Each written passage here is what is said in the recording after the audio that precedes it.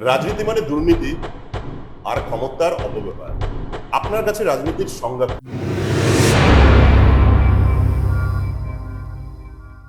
দেখুন, ভারতবর্ষ তো আর রাজতন্ত্র নেই যে রাজার ছেলে রাজা হবে। তো সেখানে এটা গণতন্ত্রের উপরে নির্ভর করে। আমাদের কনস্টিটিউশনাল রাইট অনুযায়ী, যে ডেমোক্রেটিক রাইট, আমরা আমাদের ভোট দেব এবং রিপাবলিক রাইটে আমি আমার দেশের নেতা নির্বাচন করব। তো এই সন্ধিক্ষণে যদি ইয়াং সমাজ, যুব সমাজ যদি রাজনীতির মধ্যে না আসে, তাহলে তারা সঠিক যাকে নির্বাচন করবে, সেই ব্যক্তিটি সঠিক নাও হতে পারে। আর তা না হলে এই গণতন্ত্র আর মোনার্কিজমের মাঝামাঝি এমন একটা রাজতন্ত্র আসবে, যে রাজতন্ত্র কোথাও সামান্য কিছু সময় গণতন্ত্রের কথা বলবে, কিন্তু অধিকাংশ সময় জনগণের বিরুদ্ধে চলবে। আমার মনে হয় দেশটা যখন গণতান্ত্রিক এবং সংবিধান হচ্ছে আমাদের বৈশিষ্ট্য, সংবিধানকে সম্মান রেখে আমাদের যে শিক্ষা ব্যবস্থা আছে, সেই শিক্ষা ব্যবস্থার পাঠ্যক্রমে যদি সংবিধান, যে কোডিফাইড লগুলো আছে, সেগুলো যদি প্রাথমিকভাবে শিক্ষাতে আনা যায়, আমার মনে হয় ছাত্র জীবনে তারা এই আইন সম্পর্কে বুঝতে পারবে। সুতরাং দেশের নেতা যদি ভিতটা রাজনীতির মধ্যে থাকে, আমার মনে হয় সেটাই দেশের ভবিষ্যৎ ভালো হবে এবং ইয়াং জেনারেশনের রাজনীতিতে একটু আসা উচিত। কেননা যে কোনো কারণেই হোক, এখানে পলিটিক্যালটা এমনভাবে সমস্ত কিছুর উপরে আরোপ করে আছে যে এখানকার যারা পুঁজিবাদী আছেন তারা এখানে পুঁজি লাগাতে চাইছেন। যারা এর আগে লাগিয়েছিলেন, বিগত 34 বছরে আমরা দেখেছি এখান থেকে প্রায় 56,000 কলকারখানা চলে যায়। এখন বর্তমানে টিএমসি যে সরকার চলছে, এখনো প্রায় 16,000 কলকারখানা চলে গেল। কেউ নতুন করে বাংলায় আসতে চাইছে না। তো বাংলার ক্ষেত্রে আমার মনে হয় সরকারের একটা নীতির পরিবর্তন দরকার। এখানে শ্রমনীতি থাকা উচিত। এখানে যে বাজারটা, বিশেষ করে কলকাতা শিলিগুড়ি, ধীরে ধীরে মরে যাচ্ছে, কেননা ভালো ব্যবসায়ীরা এখানে নেই, তার ফলে এখানে টাকার লেনদেনটাও কমে গেছে। নমস্কার, আপনারা দেখছেন ট্রাভো পডকাস্ট, জীবনের গল্প যা আপনাদের ভাবাবে। আমরা আমাদের স্টুডিওতে পেয়েছি বিখ্যাত এবং সমাজসেবী বরানগরে গোপাল বাবুকে। গোপাল বাবু শুধু সমাজসেবীও নেই, উনি একজন বিখ্যাত লয়ার, আইনবিদ, যিনি তার সব ব্যস্ত সময়ের পরেও আমাদের স্টুডিওতে এসছে। আমরা শুনতে থাকবো এরপরে উনি কি বলছেন। আপনারা কিন্তু আমাদের ক্যামেরা থেকে চোখ সরাতে পারবেন না এই উত্তরগুলো দেখার পর।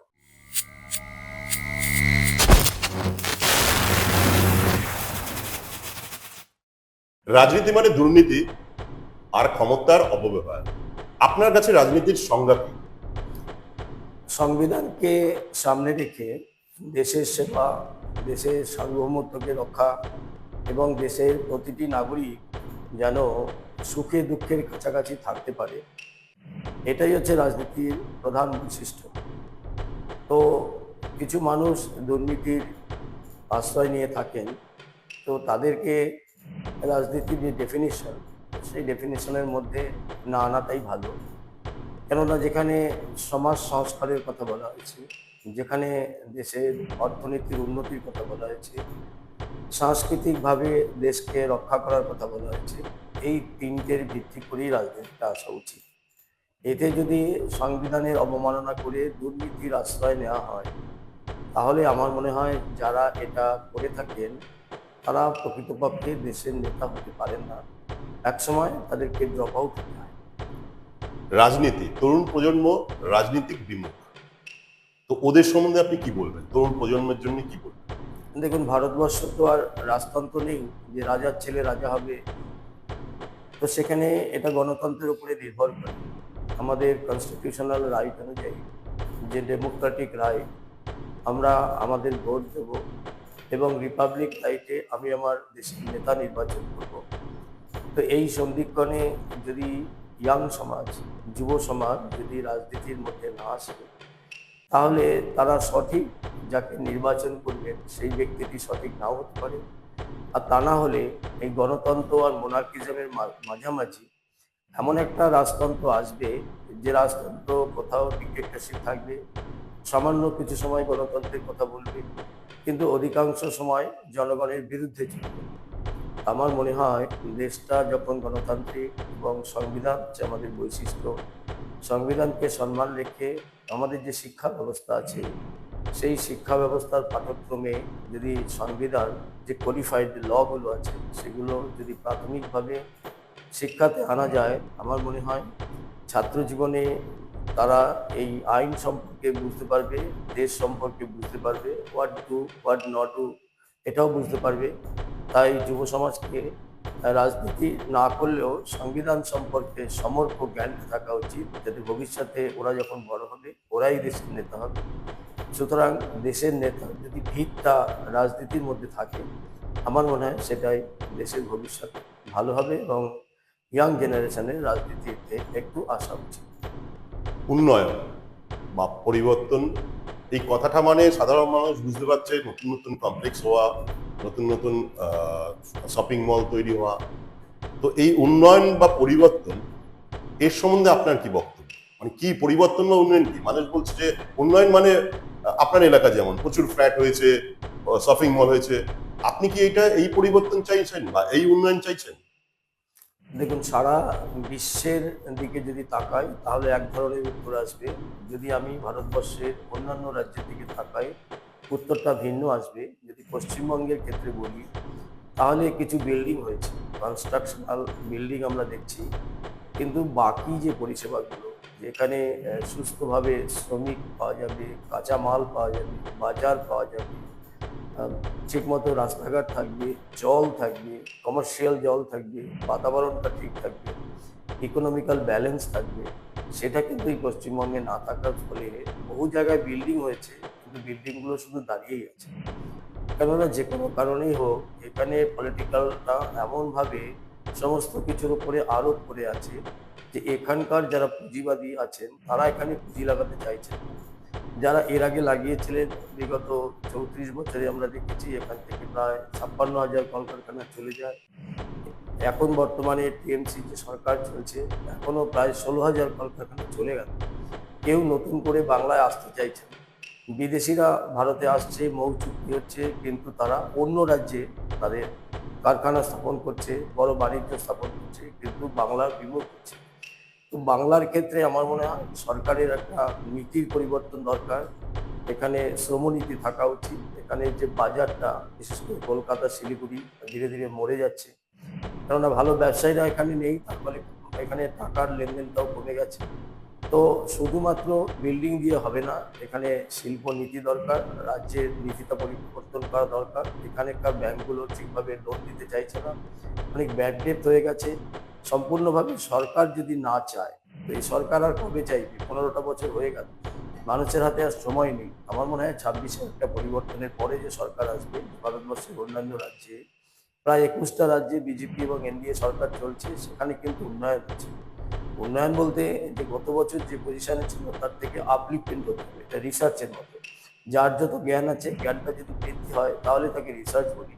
যে অবস্থায় বিগত 10 বছর ধরে পড়ে আছে, একই থাকলে তাকে উন্নয়ন বলা হয় না। প্রতি মুহূর্তে প্রতি ক্ষেত্রে প্ল্যানিং করে, গ্রোথ প্ল্যানিং করে যদি উন্নয়ন করা যায়, এবং তাহলেই মনে হয় সেটা ভালো হবে। এই রাজ্যে সম্পূর্ণভাবে উন্নয়ন ধসে গেছে, পিছিয়ে পড়েছে। এইটা বলা ছাড়া আমার তো আর কিছু দেখছি না, কেননা এখন এই সরকারের পক্ষে সংশোধন করার মতো সময়ও নেই, আর মানুষও চাইছে না, মানুষও বিমুখ। আপনি এর আগে একটা ইন্টারভিউ দেখছিলাম, আপনি বড়নগরের উন্নয়ন চান। তো আপনি কিভাবে বড়নগরের উন্নয়নটা কিভাবে চান এবং কি করতে চান আপনি? দেখুন, বরানগর বহু পুরনো একটা শহর। যদি ইতিহাসকে তুলনা করি, এখানে শ্রী চৈতন্যদেব এসেছিলেন 530 বছর আগে, কিন্তু কলকাতার জন্ম 340 বছরের কাছাকাছি। তার মানে প্রায় 120-30 বছরে আগে বরানগর ছিল, কলকাতা যেখানে ছিল না। তো শুরুতেই যেটা জানা যায়, এখানে ওলন্দাজরা এখানে এসেছিলেন এবং এটাকে একটা নগর পত্তন বন্ধ করেছিলেন, কারণ এটা নদীপথেই ছিল। সে সময় তারা এখানে একটা কারখানা করেছিলেন, হগস নাম ছিল। সেখানে বছরে প্রায় 30,000 শূকরকে মারা হতো, এবং তার যে মাংস, সেই মাংসটা সারা বিশ্বে এরা রপ্তানি করত। এবং সে সময় এখানে লোক সংখ্যা কম ছিল, যারাই আসতো তারা কাজ করত। পরবর্তী সময় যখন ইংরেজরা এসেছেন, তখন এই ডেভেলপটা করেছেন। আমরা যেমন জানি যে ম্যানচেস্টার, আমাদের আহমেদাবাদের যে শহরগুলো আছে, এবং ঠিক সেরকম হাওড়া একটা বড় শিল্প কেন্দ্র ছিল। ঠিক হাওড়ার অপোজিটে গঙ্গার এপারে তার যে অনুসারী শিল্পটা, অনুসারী শিল্পের কেন্দ্রটাই ছিল বড়নগর। এবং এখন যে বড়নগর মিউনিসিপ্যালিটি, তখন বড়নগর মিউনিসিপ্যালিটির নাম ছিল নর্থ সুবারবান মিউনিসিপ্যালিটি। তো সে সময় আজকের কামারহাটি এবং পানিহাটির বেশ কিছু অংশ নিয়েই বড়নগর মিউনিসিপ্যালিটি ছিল। এখানকার যে প্যাটতলা, সেই প্যাটতলা তখন পৃথিবী বিখ্যাত ছিল। সমস্ত বড় বড় দেশে এই প্যাটতলা পাওয়া যেত। বলতে গেলে ইংল্যান্ডে, ফ্রান্সে, রাশিয়ায়, জাপানে এবং চীনে সর্বত্র কিন্তু এই প্যাটতলা ছিল। এবং ভেনিসের যে নৌকা আমরা জানি এখনো, এটা কামারহাটিতে তৎকালীন বরানগরে একটা জায়গাতে, একটা জায়গা বলতে পুরো গঙ্গার পাড়ে এরকম কাঠ দিয়ে নৌকো তৈরি হতো এবং এগুলো জাহাজে করে চলে যেত ভেনিসে। তো এইরকম মানে বলতে গেলে এখানে পাট শিল্প যেটা ছিল, পাট শিল্প একদম খুব বিখ্যাত, কেননা সারা ভারতের দ্বিতীয়তম বড় পাট শিল্পটাই হয়েছিল বরানগরে, যেটা এখন বরানগর জুট ফ্যাক্টরি। তো এখানে কাঁচ শিল্প, রসায়ন শিল্প, সমগ্র শিল্পের ক্ষেত্রে বরানগর বিখ্যাত ছিল এবং বরানগরের খুব একটা নামও ছিল। বরানগরকে কেন্দ্র করেই পরবর্তী সময় আমরা এর ডেভেলপমেন্টটাও দেখেছি, কিন্তু বস্তুতপক্ষে এখন বরানগর প্রায় শূন্য চেষ্টা করছে। এখানে যে আইএসআই আছে, আইএসআইয়ের মধ্যে রাজনীতিকরণ শুরু হয়েছে। এখানে যে এনআই হয়েছে, যে ন্যাশনাল পঙ্গু হসপিটাল ছিল, সেই হসপিটালটাও এখান থেকে প্রায় চলে যাওয়ার মতো অবস্থা হয়েছে। বড় বড় কাঁচ শিল্পের যতগুলো কারখানা ছিল সবটাই বন্ধ হয়ে গেছে। বিআই কোম্পানির মতো যে ওষুধ শিল্প, সেটা বন্ধ হয়ে গেছে। আরআইসি, যেখানে ওপার বাংলা থেকে আসা মানুষদের রিহ্যাবিলিটেশন সেন্টারের জন্য সেখানে কাজ ছিল, নানান ধরনের প্রচুর মানুষ কাজ করতো, সেটাও বন্ধ হয়ে গেছে। এই যে ঝুট মিলে একসময় 16,000-এর বেশি মানুষ কাজ করতো, 3টে শিফটে কাজ হতো। এখন একটা শিফটে কাজ হচ্ছে, 400 মানুষ কাজ করছে। সমস্ত রাস্তাঘাটগুলোর অবস্থা খুব খারাপ, একটা নোংরা বাতাবরণ তৈরি হয়েছে, চারিদিকে মানে আবর্জনা পূর্ণ হয়ে আছে। প্রপার্টি ট্যাক্স দিচ্ছে মিউনিসিপ্যালিটি, তার উপরে এরা জঞ্জাল কর 20 টাকা করে প্রত্যেক ফ্যামিলি থেকে নিচ্ছে। নেওয়ার পরেও সারা রাস্তায় জঞ্জালই থাকছে, কোথাও কুকুর মারা, বিড়াল মারা, বড় বড় ইঁদুর পড়ে থাকছে দিনের পর দিন। এবং যে রাস্তার পাশে যে ভ্যাটগুলো আছে, যে মানুষের বাড়ি থেকে কালেকশন করে এসে ভ্যাটের মধ্যে রাখা হয়, সেই ভ্যাটগুলো 3 দিন 4 দিনে পরিষ্কার হয় না। এরপরে যে বড় ভ্যাটের যে জায়গাটা নপাড়া করেছিল, সেখানে একটা বিরাট মানে স্তূপ হয়ে গেছে, বিরাট পাহাড় হয়ে গেছে, নোংরা দুর্গন্ধ ছড়িয়ে যাচ্ছে।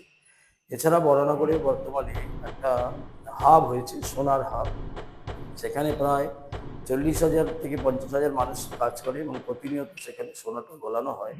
এবং প্রকৃতপক্ষে এখানে একটা সুন্দরভাবে বৈজ্ঞানিক উপায়ে যদি সোনা গলানোর ব্যবস্থা না করা হয়, তাহলে প্রতি বাড়ির ছাদে বা নিচে যে সোনা গলাচ্ছে, সেখান থেকে মার্কারি বেরোচ্ছে, নাইট্রোজেন ডাইঅক্সাইড, কার্বন মনোক্সাইড, এই ধরনের গ্যাস, যেগুলো চোখ জ্বালা করবে, শ্বাস প্রশ্বাস নিতে অসুবিধা হবে। শুধু তাই নয়, গর্ভে যে বাচ্চা থাকে, সে বাচ্চা পর্যন্ত এফেক্ট হতে পারে।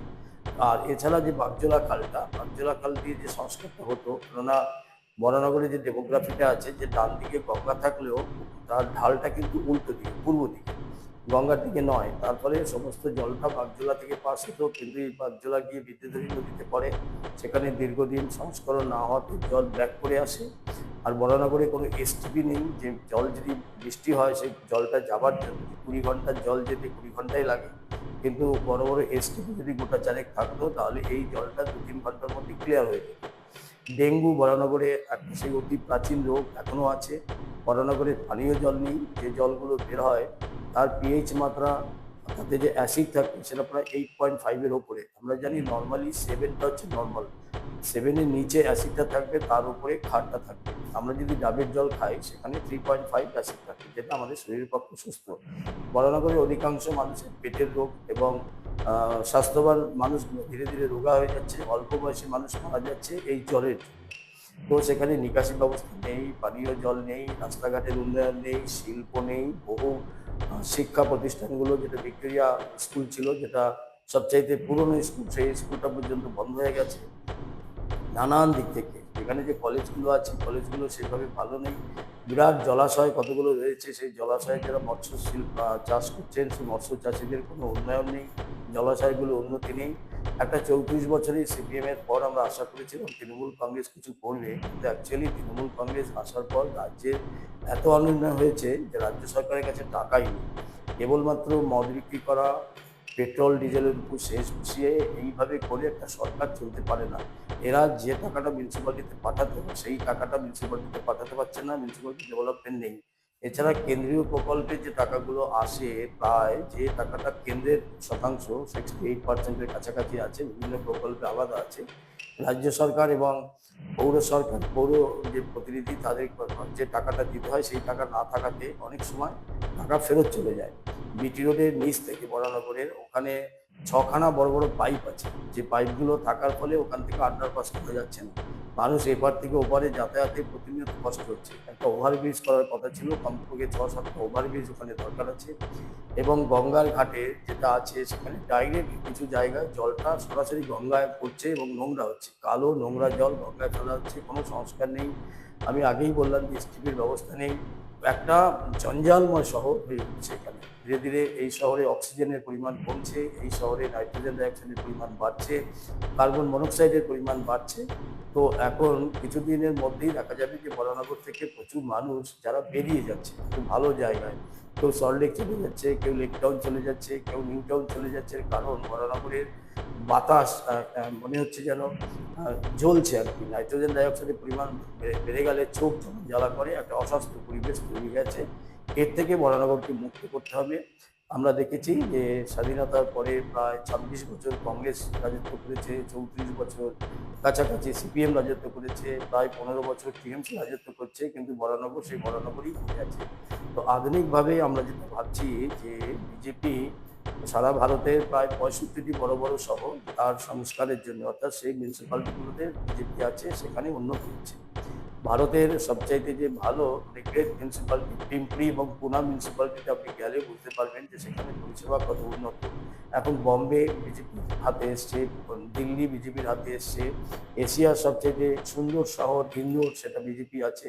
তো সমস্ত জায়গায় যখন বিজেপি আছে, কলকাতার মতো জায়গায়, বরানগরের মতো জায়গায় অবশ্যই বিজেপির আসা উচিত, তাহলে পৌরের উন্নতি হবে। এ কারণে যে কেন্দ্রের সরকার বিজেপি, রাজ্যে বিজেপি সরকার এবং মানে মিউনিসিপ্যালিটির ক্ষেত্রে বা পঞ্চায়েতের ক্ষেত্রে যদি বিজেপি সরকার আসে, 3 স্তরীয় যে আমাদের সরকার আছে, তাহলে ডেভেলপমেন্টটা খুব সুন্দরভাবে হয়। কেননা অন্য সরকার থাকলে রাজনৈতিক কারণে তারা মানুষের উন্নতি চান না।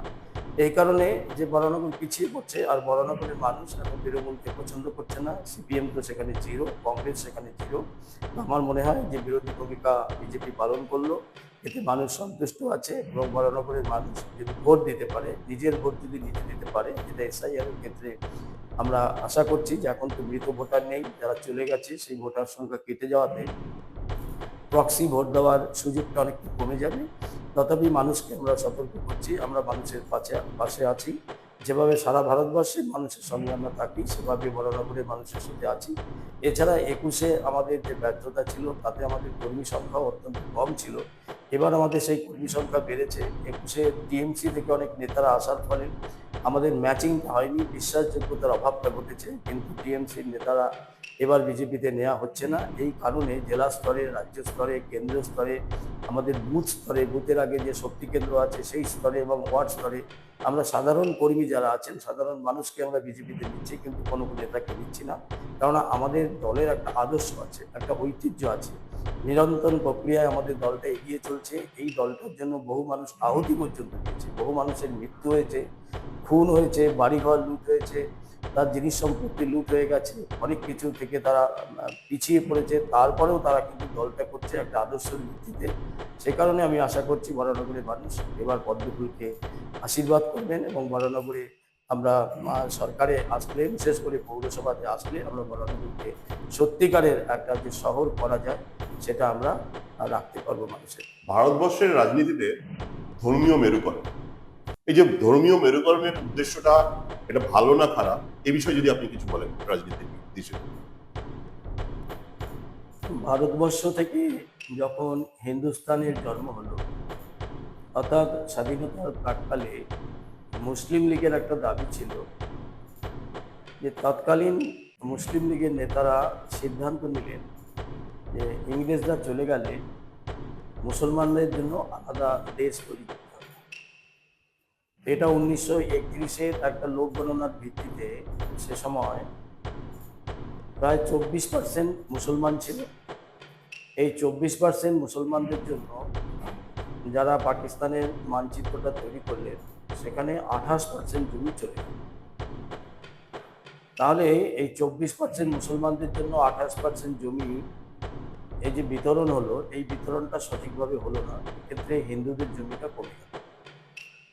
পরবর্তী সময় ঠিক 2 বছর বাদে যখন পাকিস্তানের প্রধানমন্ত্রী লিয়াকত খান এবং ভারতের তৎকালীন প্রধানমন্ত্রী নেহেরু যে চুক্তিটা করলেন, নেহেরু লিয়াকত চুক্তি, তাতে বলা হলো যে দেশেই আসেন সংখ্যালঘুরা, তার মানে ভারতের সংখ্যালঘু মুসলমান এবং পাকিস্তানের সংখ্যালঘু হিন্দু, তাদেরকে আর কোনো দেশে যেতে হবে না, তারা সে দেশেই থাকবে এবং সেই সরকার তাদের দায়িত্ব নেবে। কিন্তু লিয়াকত খানের সিগনেচারটা কোনো অবস্থাতেই মুসলিম লীগ মানতে পারলেন না। তারা ওখান থেকে সমস্ত হিন্দুদেরকে অত্যাচার করে তাড়িয়ে দিলেন, মেরে কেটে ট্রেন ভর্তি করে লাশ ভারতে চলে এলো। এবং ভারতে তখন মুসলমান সংখ্যা ছিল 5%। তাহলে হিসাব অনুযায়ী 24% থেকে 5% বাদ দিলে 19%। তাহলে 19% মুসলমানের জন্য ভারত থেকে কেটে দেওয়া হলো 28%। তাহলে এই বন্টন ব্যবস্থাতে বোঝা গেল যে হিন্দুরা কতটা জমি সংক্রান্ত বিষয় ক্ষতিগ্রস্ত। পরবর্তী সময়ে ভাষাকে কেন্দ্র করে যখন পাকিস্তান থেকে বাংলাদেশ আলাদা জন্ম হলো এবং দেশের মধ্যেই অর্থাৎ পাকিস্তানরাই পূর্ব পাকিস্তান এবং পশ্চিম পাকিস্তানের যে লড়াই হচ্ছিল, সেই লড়াইতে প্রচুর হিন্দু হত্যা হচ্ছিল। যখন ভারতের তত্ত্বাবধানে যখন এই লড়াইটা বন্ধ হয়ে গেল, অর্থাৎ বাংলাদেশ তৈরি হলো, পরবর্তী সময় দেখা গেল বাংলাদেশও সেই একই জিনিসটা করছে, যে সেখান থেকে হিন্দুদেরকে তাড়িয়ে দিচ্ছে। কিন্তু হিন্দু হোমল্যান্ডের কিন্তু দাবি এখন উঠছে। এই কারণেই দাবিটা উঠছে যে আগেই বললাম যে 19% মানুষের জন্য যদি 28% জমি হয়, তাহলে হিন্দুদের জমিটা যেটা ভারতে থাকা উচিত সেটা বর্তমানে পাকিস্তানে আছে এবং বাংলাদেশেই আছে। সুতরাং বাংলাদেশে এবং ভারতে সেই লিয়াকত এবং নেহেরুর চুক্তি অনুযায়ী তারা সেখানকার স্থায়ী বাসিন্দা থাকতে পারে এবং গণতন্ত্র অনুযায়ী তাদেরকে রক্ষা করার দায়িত্ব সে দেশের সরকারের। কিন্তু সেটা সরকার করছে না। অপরদিকে ভারতবর্ষের সেই 5% মুসলমান আজকে বাড়তে বাড়তে 30%-এর কাছাকাছি পৌঁছে গেল। সেটা কিন্তু ভারত সরকার তাদেরকে কিন্তু সমস্তভাবে বলতে গেলে দুধে ভাতে জামাই আদর করে রাখা হয়েছে। সুতরাং যে ধর্মের ভিত্তিতে, দ্বিধাধিপত্যের ভিত্তিতে যে দুটো জাতি হিন্দু এবং মুসলমান, আজও কিন্তু পাকিস্তানের বা বাংলাদেশের মানুষরা আমাদের ভারতকে ইন্ডিয়াও বলে না, ভারতও বলে না, তারা কিন্তু হিন্দুস্তানি বলে, যে ওটা হিন্দুদের জায়গা, আর পাকিস্তান সেটা মুসলমানদের জায়গা। তো এই লড়াইটা তো ধর্ম থেকে শুরু হয়েছিল। তো ধর্ম ভিত্তিক যে লড়াই এবং ধর্মপ্রাণ যারা ধর্মকে বিশ্বাস করে, তাদের মধ্যে অনেক উগ্র মানুষ আছে, শান্ত মানুষ আছে। তো মুসলিমদের মধ্যে উগ্রতার সংখ্যা অনেক বেশি থাকার জন্য হিন্দুদের ওপরে নির্যাতনটা আসছে। এবার হিন্দুরাও বেশ জায়গা প্রোটেক্ট করছে, কিন্তু এখানে সরকারের একটা ভূমিকা আছে যে হিন্দু অত্যাচারিত হচ্ছে, হিন্দু বাড়ি জ্বালিয়ে দেওয়া হচ্ছে, বিশেষ করে বাংলাদেশে, এবং তাদের সম্পত্তি লুট হচ্ছে, পুলিশ আসছে, পুলিশ এসে হিন্দুদেরকেই অ্যারেস্ট করছে এবং হিন্দু নির্যাতন তাতে পরপর বেড়ে যাচ্ছে। ওখানে জামাত গোষ্ঠী একটা গোষ্ঠী আছে, যেটা আওয়ামী লীগের সরকারের সময় সেটা ওখানে স্তব্ধ ছিল, একটা শান্ত ছিল, ব্যান্ড ছিল। আজকে সেই জামাত ফুলে উঠেছে এবং যার ফলে হিন্দুর নিধনটা তাদের কাছে রোজকার বিষয় হয়ে উঠেছে।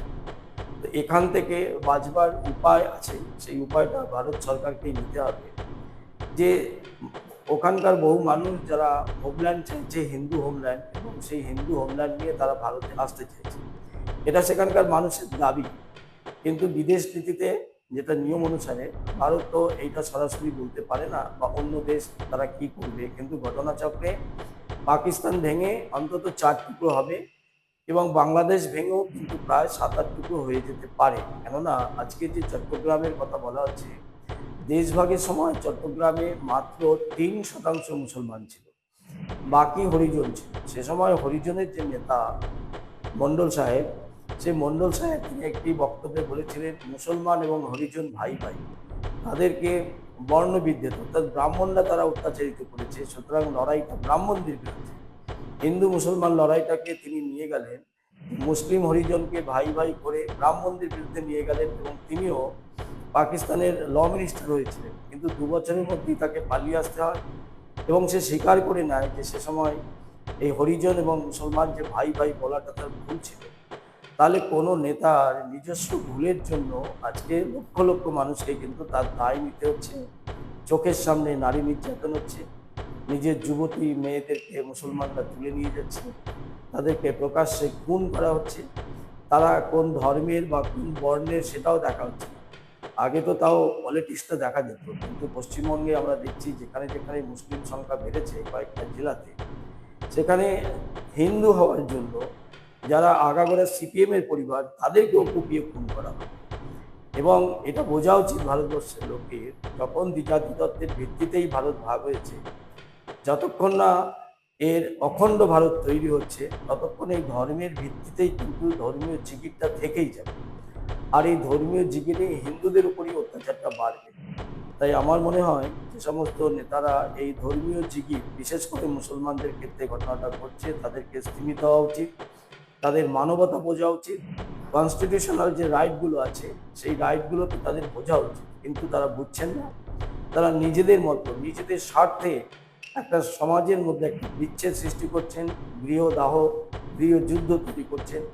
এ থেকে অন্তত তাদেরকে স্তব্ধ হওয়া উচিত, এটাই আমি আপাতত মনে করছি। কয়েকদিন আগে বেলডাঙ্গা, আমাদের বেলডাঙ্গায় 2 দিন ধরে রাস্তা বন্ধ ছিল, ট্রেন বন্ধ ছিল, বিশাল একটা অরাজকতার সৃষ্টি হয়েছিল, যেখানে কোর্ট বলেছিল মিলিটারি নামানো উচিত। কিন্তু দিনের পর দিন বাংলাদেশে দেখছি হিন্দু নৃশংসভাবে হত্যা করা হচ্ছে, চাকরি স্থল থেকে তাদের পদত্যাগ করতে বাধ্য করছে, ব্যবসার জায়গা লুট হচ্ছে, কিন্তু প্রতিবাদ নেই। আমাদের পশ্চিমবঙ্গ, সারা ভারতে এই হিন্দু নিধনের কোনো প্রতিবাদ নেই। এই ব্যাপারে আপনি কি বলবেন? হিন্দু কি এক কাট্টা না? একটি বিষয় যে ওবিসি এমন এমন কতগুলো শ্রেণীতে ঢুকিয়ে দেওয়া হয়েছে যে পুলিশ যত নিয়োগ হচ্ছে লাস্ট 15 বছরে, অধিকাংশ জায়গায় কিন্তু মুসলমানদের পুলিশে এন্ট্রি করা হচ্ছে, যার ফলে যেখানে হিন্দুদের পাচ্ছে পুলিশ কিন্তু তখন পুলিশের যে বৈশিষ্ট্য, যেটা পুলিশের কর্তব্য দায়িত্ব, সেটাকে পালন না করে তারা হিন্দুদের উপরে অত্যাচার শুরু করছে পুলিশের দ্বারা। এছাড়া বিভিন্ন জায়গায় যে টিএমসি ক্যাডার যারা আছে, সন্ত্রাসবাদী আছে, তারাও কিন্তু পুলিশের ড্রেস করে হিন্দুদের উপরে অত্যাচারটা চালাচ্ছে। আমি তো আগেই বললাম যে কয়েকটা জায়গা, বিশেষ করে মুর্শিদাবাদ, মালদা, এই সমস্ত জায়গাগুলোতে হিন্দুর সংখ্যা কমে এসছে, সেখানে 2 জন মুসলমান সমান 1 জন হিন্দু। কিন্তু সারা পশ্চিমবঙ্গের নিরিখে দেখা গেলে 2 জন হিন্দু সমান 1 জন মুসলমান, অর্থাৎ সারা পশ্চিমবঙ্গের নিরিখে প্রায় 33% মুসলমান, মানে 1 জন মুসলমান, বাকি 66% মানে হচ্ছে 2 জন মুসলমান। কিন্তু 3-4টে জেলা থেকে সেটা উল্টো হয়ে গেছে, 1 জন হিন্দু সমান 2 জন মুসলমান। তো সেটা হওয়ার ফলে সেখানে গণতন্ত্রকে হত্যা করা হচ্ছে, মানা হচ্ছে না সংবিধান। রাজ্য সরকারও নিশ্চুপ হয়ে বসে আছে, যে থানাগুলো আছে, যে ফাঁড়িগুলো আছে, সেখানে মুসলমান ওসি, মুসলমান এসআই থাকার ফলে মুসলমানরা আরও সাহস পেয়ে যাচ্ছে। মুসলমান সন্ত্রাসবাদীরা তারা রাস্তায় নেমে পড়ছে এবং প্রকাশ্যে খুন, হত্যা, রাহাজানি এগুলো করছে। তবুও আমার মনে হয় যে কিছু সংখ্যক যারা ধর্মপ্রাণ মুসলমান এখনো আছেন, সংখ্যায় অন্তত কম, তারা যদি রাস্তায় নামেন এবং এর বিরোধিতা করেন, তাহলে কিন্তু এই যে জাতিতে জাতিতে লড়াই বা এই হিন্দু মুসলমানের লড়াই, এটা বন্ধ হওয়া যায়।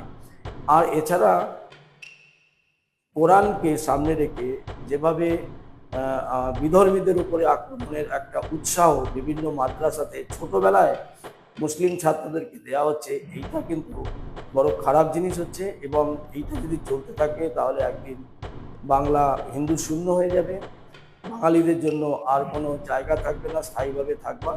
এটা অবিলম্বে রাজ্য সরকারের দেখা উচিত। এটা এ সরকার দেখবে না, এটা শুরু হয়েছিল সিপিএমের সময় থেকে।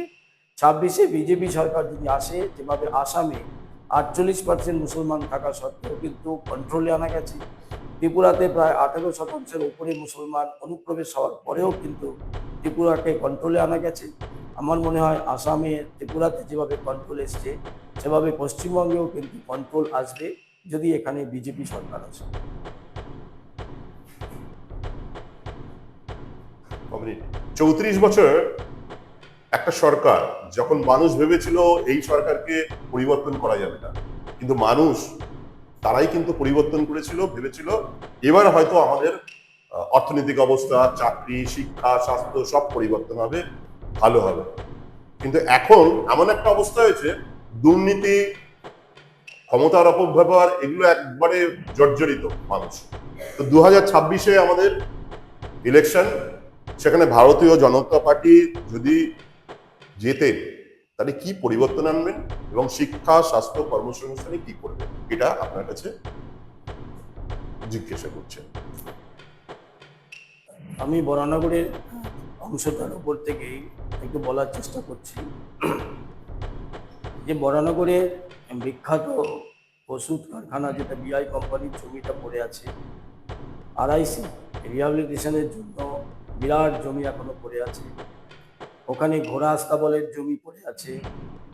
এছাড়া আরও বেশ কিছু জমি, যেটা একসময় শিল্পের জমি ছিল, সেখানে এই সিপিএমের সময় আবাসনটাকেও শিল্পের মধ্যে ঢুকিয়ে দিয়ে ওরা বেশ কিছু শিল্পের জমিতে আবাসন তৈরি করলো। তো এটা ভুলই ছিল।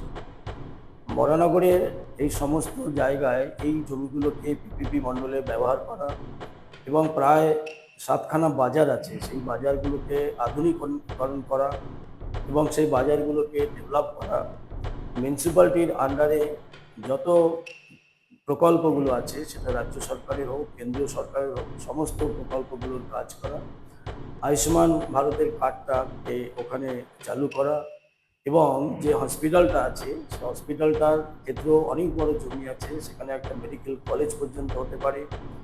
বরানগরের আমি যেটা আগে বলছিলাম যে একটা শিল্পকে সামনে রেখে বিশেষ করে গোল্ড হাব তৈরি হয়েছে, তো সেখানে একটা বড় কলেজ হতে পারে, কারণ অনেকেই কাজ করেন, তাদের কারিগরি বিদ্যার সার্টিফিকেটটা নেই, এবং এখান থেকে যে সোনা গলাবার পরে বা যে নাইট্রোজেন, মার্কারি যে গ্যাসগুলো বেরোয়, সেগুলোকে প্রোটেক্ট করার জন্য ওখানকার এনভায়রনমেন্ট যে ব্যবস্থাগুলো নেওয়া দরকার আধুনিক বিশ্বে, যেটা আরব কান্ট্রিতে রয়েছে বা সোনার যে দেশগুলো সেখানে রয়েছে, সেটাও বরানগরে করা যেতেই পারে।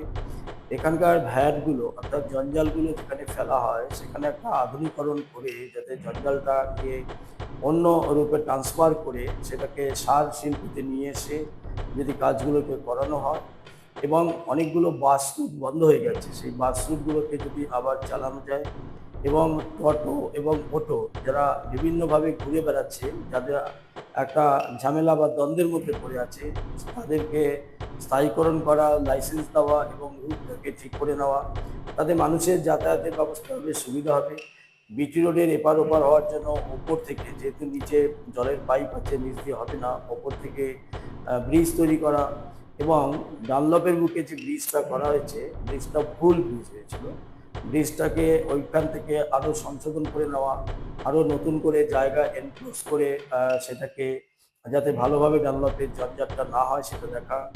এখানে 34C একটা বাস স্ট্যান্ড আছে, তার পেছনেই 18 নম্বর ওয়ার্ড আছে, সেখানে সামান্য জলে প্রায় 4 ফুট 5 ফুট জল হয়ে যায়, পানীয় জল, ড্রেনের জল সমস্তটা একাকার হয়ে যায়, এবং মানুষকে ওই অবস্থায় প্রায় 7 দিন 10 দিন কাটাতে হয়। ওখানে এসটিপি তৈরি করা, এবং রেলের নিচ থেকে যে রাস্তাটা আছে, ওখানে 6-7টা বাড়ি, যে বাড়িগুলোকে যদি এনক্লোজ করা যায় তাহলে রাস্তাটা খুব ভালোভাবে উন্নত হবে এবং জলটাও দাঁড়াবে না, মানুষ যাতায়াত করতে পারবে। এবং বরানগরের যে বড় বড় রাস্তা যেগুলো আছে, মহারাজা নন্দকুমার রোড, একে মুখার্জি রোড, এবং দেশবন্ধু চিত্তরঞ্জন যে রোডগুলো আছে, গোপাললাল ঠাকুর রোডগুলো আছে, এই রোডগুলো সংস্কার করা দরকার। এবং আরও সবচেয়ে বড় জিনিস, যেটা আগেই বলেছিলাম, যে অনুসারী শিল্পতে বরানগর বিখ্যাত ছিল, সেই অনুসারী শিল্পগুলোতে যদি আবার কুটির শিল্পের থেকেও আরও বৃহৎ ছিল, সমস্ত শিল্পকে আধুনিকরণ করা, তাদের ট্রেনিং দেওয়া, তাদের মেশিনপত্র যাতে সহজলভ্য হয়ে থাকে সেটা দেখা, এবং যে ঝুট মিলটা রয়েছে, যেখানে মাত্র এখন 400 জন কাজ করছে, সেই ঝুট মিলের বৃহৎ অংশে সেখানকার মালিক গোডাউন তৈরি করে রেখেছে, ভাড়া দিচ্ছে, অবিলম্বে সেই মালিককে সরিয়ে দিয়ে সমস্ত জায়গায় যাতে ঝুট মিলে আবার 16 থেকে 20 হাজার মানুষের কাজ পায়, 3 শিফটে যাতে কাজটা হতে পারে সেটাকে দেখা। তাহলে বরানগর থেকে আমার মনে হয় এই যে মানুষের যে একটা অভাব, অভিযোগ, বেকারত্ব, এটা ছুটে চলে যাবে।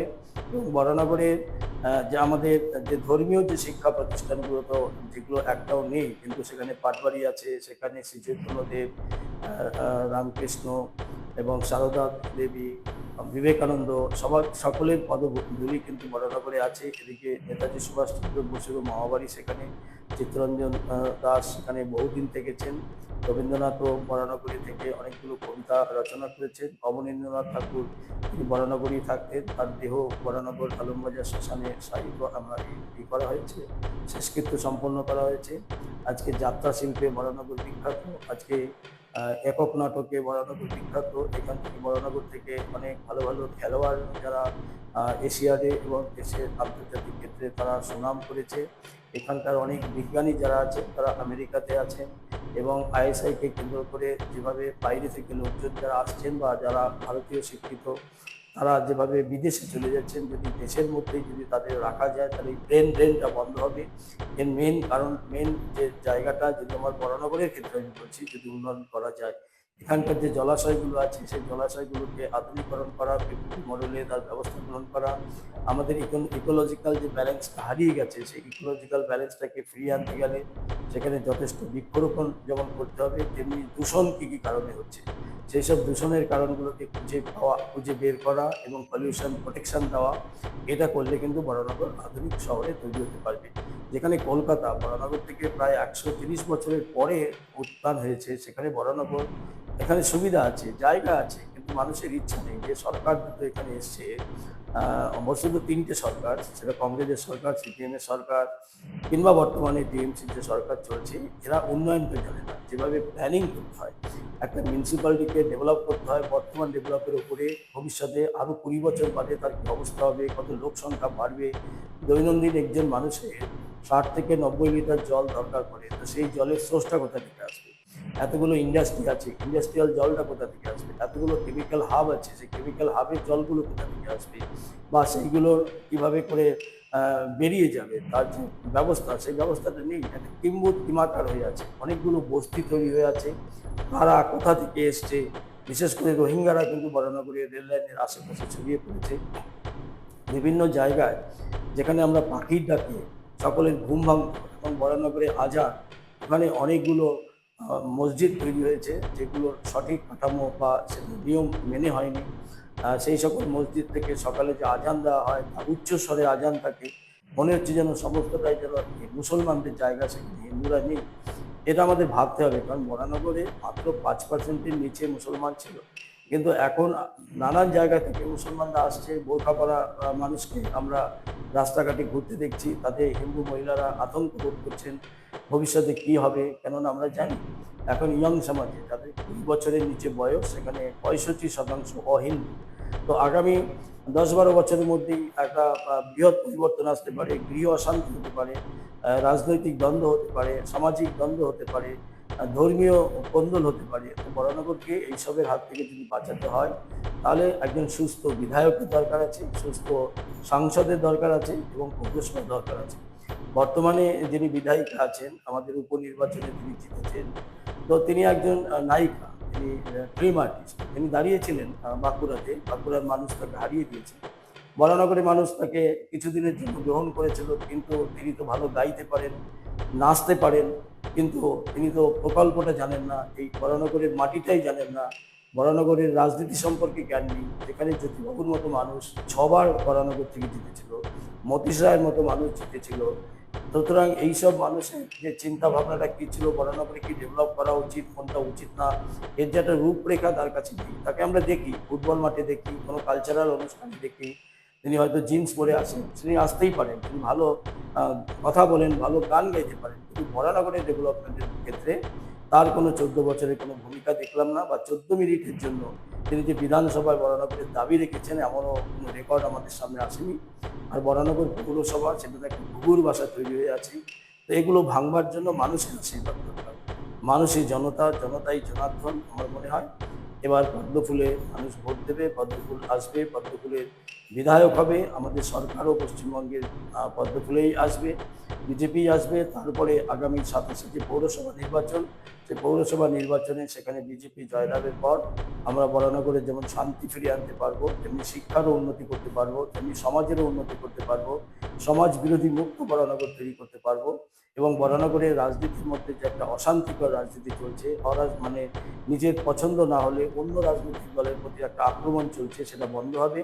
চিরতরে একটা শান্তি শৃঙ্খলা নিয়ে একটা উন্নয়নের পথে বরানগরকে আমরা নিয়ে যাওয়ার জন্য আমরা সর্বদাই আমরা অঙ্গীকার আছি এবং মানুষ আমাদেরকে বিশ্বাস করছেন। সমস্ত জায়গায় ইতিমধ্যে আমরা বহু পথসভা করেছি, 2-3টে বুথকে নিয়ে আমাদের পথসভা শুরু হয়েছে, রাস্তায় মিছিল শুরু হয়েছে, বিভিন্ন জায়গায় ফ্ল্যাগিং হচ্ছে, সারা বরানগর জুড়ে আমাদের ওয়ালিং শুরু হয়ে গেছে।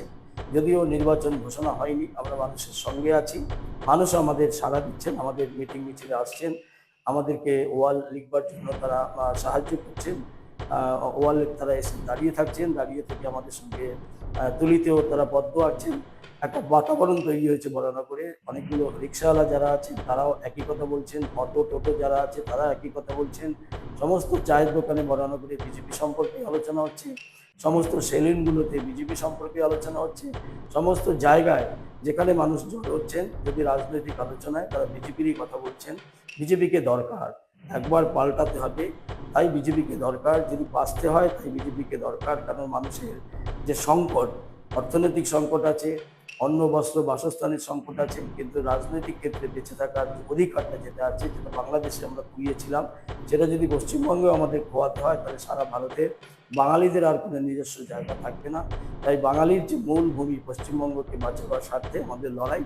আমরা আশা করি বরানগরের জনতা জনার্দন আমাদেরকে আশীর্বাদ করবেন, এটাই আমরা আশা করে আছি। 26 শুরু হয়ে গেছে, এই 26-এ মমতা ব্যানার্জির পতন অনিবার্য। মমতা ব্যানার্জি হারছেন, মমতা ব্যানার্জি যাচ্ছেন, টিএমসি ফ্রি বাংলা তৈরি হচ্ছে, টিএমসি ফ্রি বরানগরও তৈরি হচ্ছে। আপনারা এতক্ষণ শুনছিলেন বিখ্যাত রাজনীতিকবিদ, রাষ্ট্রীয় স্বয়ংসেবক সংঘের সদস্য এবং ভারতীয় জনতা পার্টির নেতা। শুধু পরিচয় গোপালবাবুর এটা নয়, গোপালবাবু একজন আইনজ্ঞ, উনি আইন ওনার পেশা, তারপরে উনি রাজনীতিতে সময় দেন। আমরা এতক্ষণ শুনছিলাম আমাদের স্টুডিওতে।